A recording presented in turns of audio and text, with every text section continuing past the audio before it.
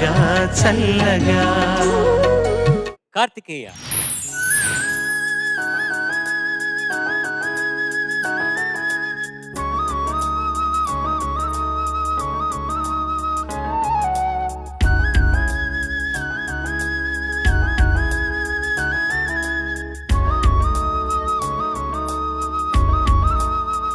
నీ చూపులే నా ఊపిరి, ఓసారిలా చూడే చెలి. అమావాస్యనై ఉన్నా మరి అందించవే దీపావళి. ఎందుకే చెలియా రెప్పల వలలో ఒదిగిన కలలా, కను పాపలు వెతికే రేపటి వెలుగును చూసి చూడవెలా. నయనం హృదయం నీవే నీవై, సమయం వెనుకే చేసా పయనం. తదుపరి జన్మకైన జాలి చూసే వీలుందంటే ఈ క్షణాన ఊపిరాపనా.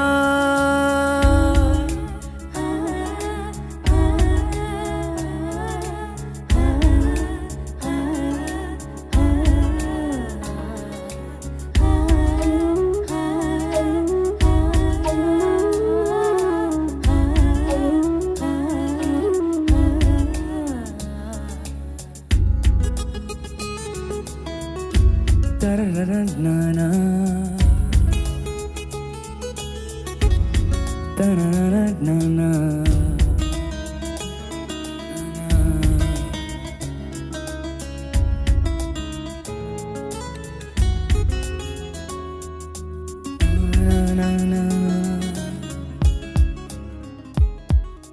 రోజు కొత్తగా నీ సందర్శనం, ఆహా అన్నది నాలో స్పందనం. నిత్యం నువ్విలా నాకై చూడటం ఎంతో వింతగా ఉంది అనుభవం. నడివేసవిలో మరిగిస్తూనే మురిపిస్తోందే నీ చల్లదనం. ఎడమంటంటాలా చేస్తూ వెన్నెలయింది ప్రేమ గుణం. నీకై వేచే నిట్టూరుపులే తూరుపు కానీ, నీ తలపులలో తలమునకవని ఎన్నో జన్మలని. నయనం హృదయం నీవే నీవై, సమయం వెనుకే చేసా పయనం. తదుపరి జన్మకైన జాలి చూసే వీలుందంటే ఈ క్షణాన ఊపిరాపనా.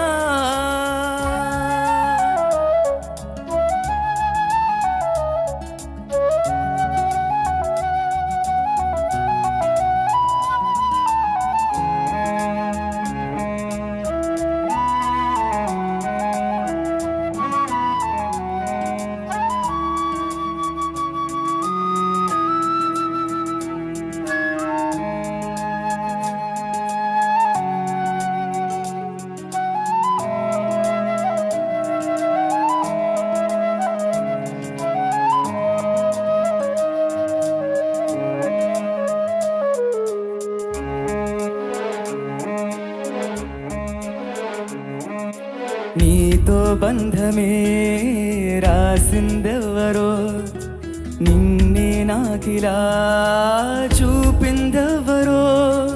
నన్ని వైపుగా లాగిందెవరో, నిన్నే చూడగా ఆపిందెవరో. దరిదాపుల్లో పడిగా పుల్లో పడి నిలిచా నీ రహదారుల్లో. తొలి వెలుగల్లే వస్తాలే కలిసే రేపటి పొద్దుల్లో.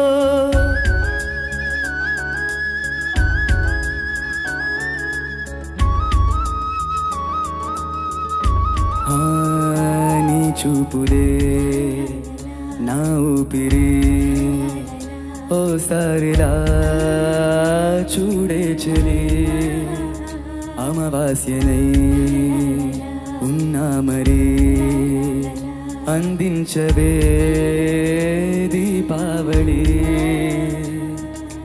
ఎందుకు పలికే చెలియా రెప్పల వలలో ఒదిగిన కలలా కను పాపలు వెతికే రేపటి వెలుగును చూసి చూడవెలా నయనం హృదయం నీవే నీవై సమయం వెనుకే చేసా పయనం తదుపరి జన్మకైన జాలి చూసే వీలుందంటే ఈ క్షణాన ఊపిరాపనా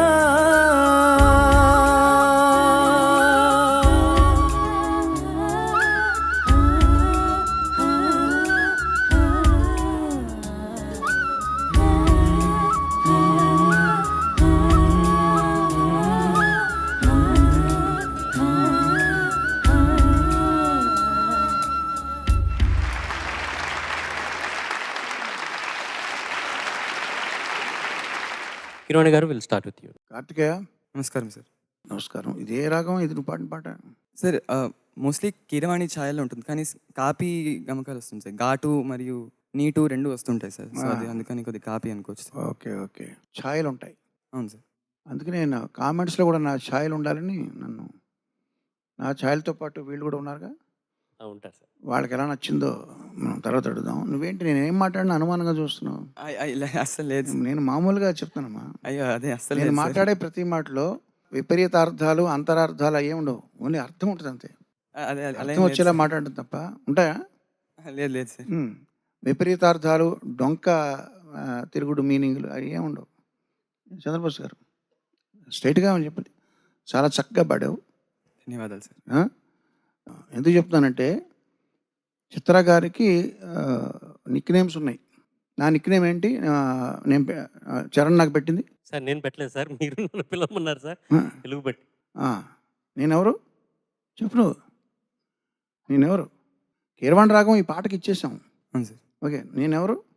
కీరవాణి నిక్ నేమ్ చెప్పండి సార్. బిగ్ బేర్ అని చెప్పారు సార్. బిగ్ బేర్ ఇంగ్లీష్లో స్టైల్గా చెప్పకయా. తెలుగులో చెప్పయా స్టైల్. ఎలుగుబంటి. ఎలుగుబంటి. అవును సార్. నేను ఎలుగుబంటి అయితే చిత్ర గారు ఎవరు? చిత్ర గారు కూడా నిక్ నేమ్స్ ఉన్నాయి. ఇది ఆవిడ. మీరు పెట్టింది పిల్లి కదా సార్? నేను పిల్లి ఇక్కడ నిక్ నేమ్ పెట్టకుండా వదిలేదు ఎవరికి లేదు. నేనేంటంటే ఒక రహస్యం చెప్తా. నాకు మనుషులు ఎంత దగ్గర అయితే నిక్ నేమ్స్ పెరుగుతూ ఉంటాయి. అంటే ఒకే మనిషికి 5-6 నిక్ నేమ్స్ ఉంటాయి. చిత్ర గారు నా కెరీర్లో 90% సాంగ్స్ ఆవిడే పాడారు. సో క్లోజ్ అనే కదా మా అసోసియేషన్, మా జర్నీ కూడా చాలా గత 35 సంవత్సరాల జర్నీ ఆవిడతోటి. సో నిక్ నేమ్స్ కూడా దాన్ని బట్టి పెరుగుతూ ఉంటాయి. మ్యాక్సిమం నేను నా లైఫ్లో నిక్ నేమ్స్ ఇచ్చింది ఎవరికంటే మా అమ్మాయికి. 2 అబ్బాయిలు, ఒక అమ్మాయి నాకు. మా అమ్మాయికి కనీసం 75-80 ఉంటాయి నిక్ నేమ్స్ అని బుక్లో రాయాలి. సరే చిత్ర గారి నిక్ నేమ్స్ అని చెప్తాను. మా గురువుగారు రాజామణి గారు ఒక నిక్ నేమ్ పెట్టారు. టేప్ రికార్డర్ వచ్చింది అనేవారు. అంటే చిత్ర గారికి టేప్ రికార్డర్ అనే పేరు. ఎందుకు ఆ పేరు? చెప్పింది చెప్పినట్టుగా బైహార్ట్ చేస్తారు. ధారణ శక్తి ఎక్కువ. ఏం పాడితే అది యాజిటీస్గా మనకి పాడి వినిపిస్తారు. మనని కరెక్ట్ చేయించుకునే అవకాశం కూడా మన లేకుండా పాడతారు క్లియర్గా అని చెప్పి ఆ టేప్ రికార్డర్ అని పేరు పెట్టారు. నువ్వు మనిషి కాదు టేప్ రికార్డర్ అంటారు మా గురుగారు రాజామణి గారు, అంటే అచ్చు వాళ్ళ నాన్నగారు. సరే నేను పెట్టిన నిక్ నేమ్స్ ఏంటంటే, ఫస్ట్ ఆవిడకి నేను మర్యాదగా తమిళ్లో పిలుస్తాను, కుయిలే అని పిలుస్తాను ఆవిడని. కుయిలే అంటే ఏంటి? కోకిల. ఎందుకు మీనింగ్ అందులోనే ఉందిగా. అవును సార్. ఆవిడ కోకిల కంఠస్వరం లాంటి చక్కటి మధురమైన కంఠం కాబట్టి కోకిల అంట. ఆ తర్వాత రాక్షసి అని పిలవడం మొదలెట్ట. రాక్షసి ఏంటంటే ఆవిడ కాంపిటెన్స్ ఎంత స్ట్రాంగ్, ఎంత గ్రేట్ అంటే ఒక మనుషులకి సాధ్యం కాని పనులు చేసేవాడిని దేవతలు అనాలి, రాక్షసులు అని అంటాం. రజోగుణం ఎక్కువ ఉన్నవాడే రాక్షసుడు. అది రాక్షస అనే శబ్దానికి మీనింగ్ చెప్తాను. సో అంత ఆవిడకి కెపాసిటీ ఉంది. అంచేత ఒకసారి ముద్దుగా అంటాం, ఎక్కువ మనకి ఇష్టమైన వాళ్ళని, ఎక్కువ వాళ్ళకి ఏదో ఒక విషయంలో అసాధారణ ప్రతిభ కనపరిచేవాడిని రాక్షసి అంటాం, కద్దు. సో ఆవిడకి ఆ పేరు కూడా ఉంది, నేను పెట్టింది. ఇది కాకుండా ఏనుగని అని పిలవడం మొదలుపెట్టా. ఏనుగని ఎందుకు అంటున్నారని అడిగితే ఒక సామెత తెలుగులో. ఏనుగు గుర్రం నిలబడిన గుర్రం కన్నా చచ్చిపోయిన ఏనుగు ఎక్కువ హైట్ ఉంటుంది. ఏనుగు నిలబడితే హైట్ తెలుసు కదా. ఏనుగు పడుకుంటే చచ్చిపోయి పడిపోతే ఎట్లా ఉంటుంది? ఇట్లా ఒక హైట్ ఉంటుంది కదా, పడిపోయిన ఏనుగు కూడా నిలబడిన గుర్రం కన్నా హైటు. అంటే ఆవిడ పాడడానికి వచ్చినప్పుడు కొన్ని అపస్వరాలు ఉన్నాయి, మళ్ళీ ఇంకోసారి పాడతాను. నాకేమో చాలా బాగా నచ్చేది. మరి టూ మచ్ కరెక్షన్స్ చేస్తా, ఆటో ట్యూన్ చేస్తూ ఉంటే అది న్యాచురల్గా ఉండదు, హ్యూమన్ ఎఫెక్ట్ లేదు, ఏదో యాంత్రికంగా ఉంటుందని చెప్పి ఆవిడ పాడిన తప్పులను కూడా నేను ఓకే చేసేవాడిని. First take okay. ఆవిడకి నా మీద కంప్లైంట్, కీరవాణి గారు మీరేంటి ఫస్ట్ టేక్ పాడింది ఓకే చేస్తాను, ఇంకొకసారి పాడతానంటే లేదు లేదు లేదు లేదు బాగుందండి. అప్పుడు ఆవిడకి నేను ఈ సామెత చెప్పా, పడిపోయిన ఏనుగు కూడా నిలబడిన గుర్రం కన్నా హైట్ ఎక్కువ. సో మీరు ఎలా పాడినా కూడా మామూలు సింగర్లు పాడిన దానికన్నా అద్భుతంగా ఉంటుంది, కాబట్టి నా మాటని వదిలేయండి అనేవాడిని. ఆవిడ కొన్నాళ్ళకి నేను ఆకారంలోనే ఏనుగుని అంటూ మొదలుపెట్టారు. నేనేం పట్టించుకోను, ఆవిడ ఏమన్నా సరే నేను పట్టించుకోను. ఆవిడ పాడిన దాంట్లో నాకు నచ్చింది నేను ఓకే చేసేవాడిని. సో ఈ సందర్భంగా నేను ఇవన్నీ గుర్తు చేసుకుంటూ, నీకేంటి నీకేం పెట్టాను నేను? నాకేం పెట్టలేదు సార్. పెట్టలేదా? ప్లాన్ అంటుంటా. ప్లాన్ అనేది సరే, చంద్రబాబు గారు నేను అనుకుంటుంటాను నువ్వు ప్లాన్లో ఉన్నావని. నీకు కూడా నిక్నేమ్ పెడతానులే తొందరలో. ఓకే, మరి చక్కగా వాడావు, ధన్యవాదాలు సార్. అభినందనలు నీకు, all the best. Thank you sir. Thank you. Karthikeya నమస్కారం సార్. నమస్తే. చాలా మంచి పాట ఎంచుకున్నావు, బాగా పాడావు. ముఖ్యంగా నువ్వు పాడిన విధానంలో నాకు నచ్చిన వాక్యాలు ఏంటంటే, తదుపరి జన్మకైనా జాలి చూసే వీలుందంటే ఈ క్షణాన ఊపిరాపన. ఆ 2 వాక్యాలు మాత్రం చాలా బాగా పాడావు. మిగతా అంతా కూడా ఏంటంటే నాకేమనిపించిందో చెప్తాను. మిగతా అంతా ఎలా పాడావంటే ధ్వనిగర్భితంగా పాడావు, భావగర్భితంగా పాడాల్సిన పాట ఇది. అంటే ఆ అమ్మాయి అంటే తను ఎంత ఇష్టపడుతున్నాడు, తను ఎంత ఆరాట పడుతున్నాడు, ఆ అమ్మాయి కోసం తను ఎంత పరితపిస్తున్నాడు, ఆ పరితాపము, ఆ ఆరాటము, ఆ ఇష్టము, ఆ భావం అక్కడ వ్యక్తీకరించబడాలి. ఆ భావంలో అది మృగ్యమైందని నా భావన. మిగతా ఆ 2 వాక్యాలు మాత్రం అది కీలకం, పాటకి ఏదైతే కీలకం ఉందో అది చాలా బాగా పాడావు. మిగతా అంతా కూడా అలా పాడితే నాకు సంతృప్తిగా, నాకు పూర్ణ సంతోషం లభించేది. తర్వాత పాట పల్లవిలో వచ్చిన ఈ మరో జన్మకైనా నన్ను జాలి చూసే వీలుందంటే ఈ క్షణాన ఊపిరాపన అనేది చాలామంది ఈ భావం అద్భుతంగా నచ్చిన భావం అందరికీ. కాకపోతే ఇందులో నాకు నచ్చిన పంక్తి ఏంటంటే, నీకై వేచే నిట్టూర్పులే తూర్పు కాని అన్నారు. నిట్టూర్పు అంటే ఏంటి? మనం విశ్వాస సార్. అంటే ఊర్పంటే ఉచ్ఛ్వాసము, నిట్టూర్పు అంటే నిశ్వాసం. మరి నిశ్వాసం గాలికి సంబంధించింది, తూర్పు అనేది వెలుగుకు సంబంధించింది. గాలికి వెలుగుకి ఏంటి ముడి ఎలా వేశారు అంటే, నీ గాలి అంటే తూర్పు అనేది సూర్యుడికి సంబంధించింది, ప్రకాశానికి సంబంధించింది, ఉదయానికి సంబంధించింది. నీ గాలి సోకితేనే, నీ నిశ్వాసంలోని గాలి సోకితేనే నా రోజు ప్రారంభం అవుతుంది అని అర్థం. అది అంత మంచి భావాన్ని వ్యక్తీకరించారు శాస్త్రి గారు, రామజోగి శాస్త్రి గారు. నువ్వు మాత్రం ఆ 2 వాక్యాలు మినహాయించి మిగతా అన్ని చోట్ల ఆ ఉద్వేగాన్ని ధ్వనింపజేస్తే ఇంకా అద్భుతంగా ఉండేది పాట. అది నా అభిప్రాయం. ధన్యవాదాలు సార్.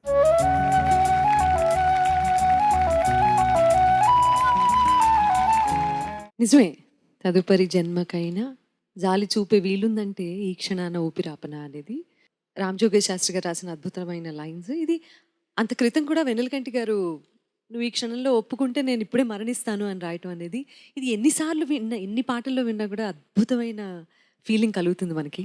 నాకు చాలా ఇష్టం ఈ పాట. నేను చంద్రబోస్ గారితో ఏకీభవిస్తున్నాను పూర్తిగా.